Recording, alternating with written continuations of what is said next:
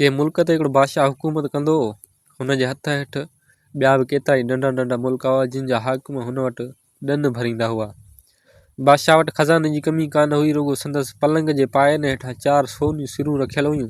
हिक भेरे बादशाह ऐलान कयो त को बि चोर जेकर मुंहिंजे पलंग जे पायनि हेठां रखियल 4 ई सोनियूं सिरूं चोराए वेंदो त खेसि उन सिरुनि सां गॾु न फ़क़ति अधु बादशाही ऐं पंहिंजी वॾहर धीउ जो संग ॾींदुसि, पर संदि मुल्क तां ॾन पिणु माफ़ कयो वेंदो।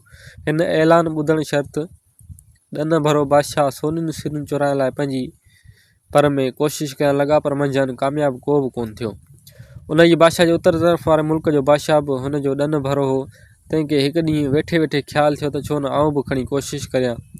पोइ त वज़ीर सां सलाह करे पंहिंजे मुल्क जे हिकु आड़ा चोर खे घुराए खे सोनियुनि सिरुनि आणण लाइ रवानो कयईं। हीउ चोर पंहिंजी दिलि में रिथूं रथींदो हकलींदो हिकिड़े ॾींहुं अचे उन जी शहर में पहुतो। ॾींहं जो बाक़ी हिसो कंहिं कुंड पासे में गुज़ारे राति जो लोक कुलका सुते खां पोइ हमराह अची मौलात खे वेझो पियो। छा ॾिसे त मौलात ते सख़्तु पहिरो बीठो आहे। चौकीदारनि जूं टोलियूं हथियार पनुवार खयों चौधारी पयूं चकर हणनि। हीअ हाल ॾिसी मुड़ुसु माठ में अची वियो, पर पोइ जल्दी ख़्यालु आयसि त हिकु टोलीअ जे वञण ऐं ॿी टोलीअ जे अचण जो वक़्तु आयो, उन में ई कुझु करणु घुरिजे। उहो इरादो करे हिकिड़ी कुंड में ठिंभी हणी वेही रहियो। अञा हिकु टोली उतां मस उगरी मस त हिन वठी मौलात जी भित ते बांबड़ा पाइण शुरू कया ऐं ॿी टोलीअ जे पहुचण खां अॻु में ई खेरनि सां वञी भित जे हुन पासे पहुतो। बसि पोइ त बेवनो थी मौलात में घिड़ी वियो। छा ॾिसे त आज जी हिकु जोड़ाईदार पलंग ते बादशाह सुतो पियो आहे ऐं 4 ई सिरूं सही सलामत पायनि हेठां रखियूं आहिनि। हीअ पहिरियों त अटकल करे पलंग जे हेठि घिड़ी वियो ऐं पोइ आस्ते आस्ते करे 4 ई सिरूं पायनि हेठां कढी चेल में कपिड़ो छोड़े उन में ॿधी पोइ पेर वापसि थियो। ॾाढी ख़बरदारीअ सां भित ते चढ़ियो। अञा ॿिए पासे लथो मस त चौकीदार ॾिसी वरितो सोनियूं सिरियूं जे चेल सां ॿधल हुअसि। उन्हनि जे बार खां डोड़ी न सघियो। आख़िर हिननि पकिड़े वञी जेल में हयुसि। सुबुह जो कोटवाल सॼी हक़ीक़त वञी बादशाह सां कई, जंहिंते बादशाह हुकुम कयो त उन ई चोर खे फांसीअ ते चाढ़ियो वञे ऐं संदसि मुल्क जे हक़ ॾांहुं अहिड़ो इत्तला मोकिलियो वञे। होॾां चोर वारे मुल्क जो बादशाह बि उन ई ओसीड़े में वेठो हुजे त कॾहिं तो चोर सिरुनि समेत वापसि अचे त ओचितो कोटवाल बादशाह जो पैगाम खणी आणे अॻियां रखियुसि। पैगाम खोले पढ़ियईं। पढ़ण शर्त तपी बाहि थी वियो ऐं वज़ीर खे हुकुम कयईं त उन ई चोर जी ज़ाल खे हिकदमि हाज़िर कयो वञे। हाकारिया हुकुम मिलंदे भाॻा ऐं बिना देरि जे चोर जी ज़ाल खे पुट समेत आणे हाज़िर कयूं। बादशाह चोर जी ज़ाल खे संदसि मुड़ुस जे पकिड़िजी पवण ऐं फांसीअ ते चढ़ण जी ख़बर ॿुधाई। चयो त हाणे पंहिंजे पुट खे असांजे हवाले कर त खेसि सेखारे ठाहे पीउ जे बदिले वठण लाइ मोकिलियूं। माईअ उहा ॻाल्हि ॿुधी पंहिंजो पुटु बादशाह जे हवाले करे घर मोटी आई। बादशाह खे उन छोकिरे जूं उथियाकूं ॾाढियूं पसंदि आयूं ऐं खेसि चोरी चकारी जी अटकल सिखण लाइ हिकु ॿिए नामियारी चोर जे हवाले करे छॾियईं। ॻच वक़्त ताईं हीउ छोकिरो उन ई चोर सां गॾु चोरियूं ऐं ठगियूं कंदो रहियो। नेठि जॾहिं उन ई चोर ॾिठो त हाणे हीउ छोकिरो हिन धंधे में भड़ थी वियो आहे, तॾहिं वापसि बादशाह ॾांहुं आणे मोकिलियईं। बादशाह छोकिरे जे अॻियां ई हाणोके हाल खे चकासे मुर्की वज़ीर खे चए त सभ खां पहिरीं आज़माइश ज़रूरी आहे। ईअं न थिए जो हीउ छोकिरो बि वञी पिणस वारी सज़ा भोगे। वज़ीर हुकुम मिलण शर्त छोकिरे समेत घर आयो ऐं खेसि हथीको करे वापसि अची दरबार में हाज़िर थियो। दरबार ख़तमु थियण बाद बादशाह खे अर्ज़ु कयईं त अॼु राति साईं जन पंहिंजी मुंडी कंहिं होशियारु सिपाहीअ खे पाराए मौलात वारे बाग़ में सुम्हण जो हुकुम कनि। सुबुह जो जेकॾहिं उहा साॻी मुंडी छोकिरे खां मिली त चइबो त छोकिरो हाणे तयारु आहे। बादशाह खे उहा तजवीज़ पसंदि आई। राति थियण ते पंहिंजी मुंडी हिकु होशियारु सिपह सालार खे पाराए खेसि मौलात वारे बाग़ में सुम्हण जो हुकुम ॾिनो ऐं उन सां गॾु ताक़ीद पिणु कयईं त जेकॾहिं उहा मुंडी चोराइजी वई त खेसि फांसीअ ते चाढ़ियो वेंदो। होॾां वज़ीर बि सॼी ॻाल्हि छोकिरे खे सम्झाई छॾी ऐं पाण वञी आरामी थियो। वज़ीर सुबुह जो निंड सां सुजाॻ थींदे जां खणी ॾिसे त छोकिरो गहरी निंड में सुतो पियो आहे ऐं बादशाह वारी मुंडी संदसि चीच में पई आहे।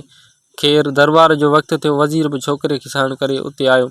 बादशाह छोकिरे जी चीच में मुंडी ॾिसी ख़ुशि थियो ऐं वज़ीर खे चयईं त उहा मुंडी असां वटि अमानत रहंदी। जेकॾहिं हीउ छोकिरो कामयाबु थी आयो त खेसि इनाम बि ॾींदासीं। ईअं चई छोकिरे जी बांह वरी हिकु ॿिए वज़ीर जे हवाले करे सॼी ॻाल्हि सम्झाए छॾियईं। ॿिए ॾींहं खां हुन छोकिरे खे ॾाढियूं सख़्तियूं ॾेई पको करे छॾियो। आख़िरकार जॾहिं बादशाह खे पक थी तॾहिं खेसि सामान सलो ॾेई वॾे बादशाह जे मुल्क ॾांहुं रवानो कयईं। छोकिरो सामान समेत काईंदो थोरे घणे ॾींहं अची उन ई बादशाहीअ में पहुतो। यकदमि वेस बदिलाए हिकु अमीरजादो बणिजी शहर में अंदरि घिड़ियो ऐं शहर जे हिकु वॾी सराय अमीराणे ठाठ सां रहणु लॻो। ॾींहं ॿिनि में शहर मौलात ऐं पहिरेदारनि जी चकास रखी हिकु राति काठ जूं सिरूं चेल सां ॿधी सही संभरी मौलात ॾांहुं रुख कयईं। पहिरेदारनि खां लिकंदो छुपंदो साॻी पीउ वारी अटकल सां भित टपी वञी अंदरि पहुतो ऐं हेॾां होॾां निहारे मौलात में अंदरि घिड़ी वियो। छा ॾिस त बादशाह सुतो पियो आहे ऐं सिरूं साॻियुनि माॻियुनि ते रखियूं आहिनि। पोइ त आस्ते आस्ते करे पलंग हेठि घिड़ी वियो ऐं चेल मां काठ वारियूं सिरूं छोड़े लॻी वियो कम खे। छा कयईं जो पलंग जो हिकिड़ो पायो थोरो मथे खणी पेर जी धिकी सां सोनी सिर कढी उन जे बदिरां काठ जी सिर रखी थी छॾियईं। अहिड़ी तरह चारई सोनियूं सिरूं कढी साॻी तरह चेल सां ॿधी उथी पंधु पियो। ॿारहें दीवार टुपी हुन पासे आयो, हेॾां होॾां निहारे वठी लूह कई। क़िस्मत ज़ोर हुयसि जो कंहिंजी नज़र मथां कान पई। हीउ मुड़ुसु बि वॼु ॾिसी किथे वेठो कोन ऐं हिक ई साईअ में कई मेल पंधु करे वियो। होॾां वारी बादशाह नजूमी ओचितो सुजाॻ थी पियो। पोइ उथी पटे जा खणी ॾिसे त सिरूं ठही कोन्हनि। ठहकंदो सहकंदो अचे मौलात ताईं पहुतो। उन जे घोड़ ते बादशाह जागी पियो। ॾिसे खणी त सिरूं आहिनि ई कोन। सम्झाईं त उहो घोड़ चोर पकड़ण जो आहे, पर पोइ पक मिलियसि त चोर भॼी वियो। उहो गुमसां नजूमीअ मचायो आहे।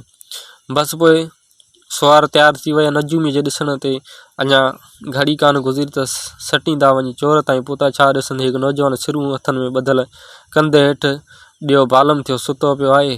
ॾाढा ख़ुशि थिया। छोकिरे खे जाॻाए जी कोशिशि कनि त जाॻे ई न। नेठि पक कयूं त छोकिरो मुअल आहे। उते नजूमीअ किताब खोले चयो त छोकिरो मुअल न आहे, पर मकर कयो अथसि। घणी रीड़ पीड़ खां पोइ आख़िर नजूमीअ चयो त हिन खे घोड़े सां ॿधी घेलियो त अछा कारा पधरा थी पवनि। सिपाहियुनि घोड़े सां ॿधी घेलियो त अछा कारा पधरा थी पवनि। सिपाही लाचार ईअं कयो, पर को बि खुड़ तेल न निकितो। तंहिं ते सिपाही नजूमीअ खे चयो त छोकिरो मुअल आहे ऐं मैयत खे एॾी तकलीफ़ ॾियणु ठीकु न आहे। छॾियो त संदसि कफ़न दफ़न जो बंदोबस्तु करियूं। पर नजूमी उहा ॻाल्हि मञी ई न। आख़िरकार फ़ैसिलो बीठो त हिन खे खणी बादशाह वटि था हलूं। पोइ जीअं बादशाह चयो तीअं कबो। उहा सलाह सभिनी खे वणी। से हकलींदा अचे बादशाह वटि पहुता। बादशाह सॼी ॻाल्हि ॿुधी हुकुम ॾिनो त हिन जे बदन ते ततल तेल या छंडा हणनि त जीअं जेरे या मुअल जी झटि ख़बर पइजी वञे। ख़ैर ईअं बि कयो वियो, पर छोकिरो जीअं जो तीअं पियो रहियो। तंहिं ते बादशाह चयो त छोकिरो वाक़ई मुअल आहे, हुनजी कफ़न दफ़न में बंदोबस्तु थियणु घुरिजे। उते नजूमीअ गोॾा खोड़े अर्ज़ु कयो त जीअं क़िबला छोकिरो जेरो आहे ऐं आउं खेसि उथारे विहारींदुसि, पर साईं जन वाइदो कनि त खेसि गिरफ़्तार न कंदा ऐं ऐलान मूजिबि इनाम ऐं वॾहर धीउ जो संग बि खेसि ॾींदा। बादशाह वाइदो कयो ऐं चयो त जेकर हीउ मैयत जहिड़ो थी पियो त बेशक ईअं कंदुसि, छो त हीउ छोकिरो सिरूं खणण ऐं असांखे भोग बणाइण में कामयाबु थियो आहे। बादशाह अञा इहे लफ़्ज़ चई बसी मस कई त छोकिरो टप ॾेई उथी वेही रहियो। सभु दरबारी वाइड़ा थी विया ऐं छोकिरे खे आफ़रीन ॾियणु लॻा। ॿिए ॾींहुं बादशाह अंजाम मूजिबि शहज़ादीअ जी शादी चोर छोकिरे सां कराए थोरे घणे ॾींहंनि बाद पंहिंजो समूरो खज़ानो ऐं हुकूमत नाठीअ ॾेई पाण वञी ख़ुदा जी इबादत में गुज़ारणु लॻो।